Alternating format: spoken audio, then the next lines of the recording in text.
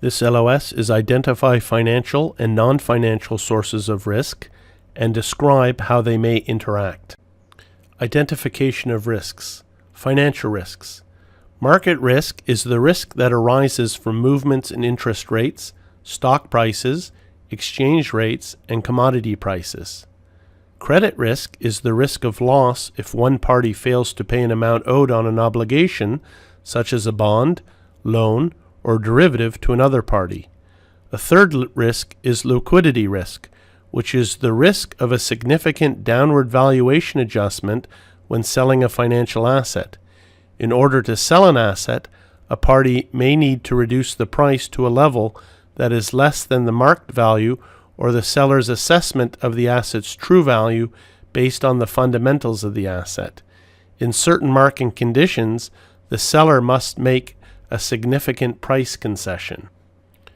Non-financial risks.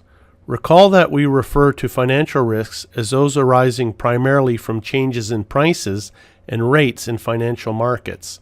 Although most risks have monetary consequences, there are a number of risks that are typically classified as non-financial in nature. These risks arise from a variety of sources, such as the relationship between the entity and counterparties, regulators, governments, the environment, suppliers, customers, and employees. Interactions between risks. It is important to recognize that risks do not usually arise independently, but generally interact with one another, a problem that is even more critical in stressed market conditions. The resulting combined risk is practically always nonlinear in that the total risk faced is worse than the sum of the risks of the separate components. Most risk models and systems do not directly account for risk interactions, which makes the consequences of the risk interaction even worse.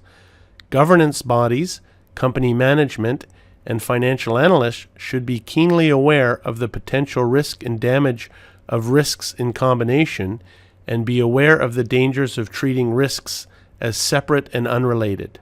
And that's the last slide for this LOS. Thank you.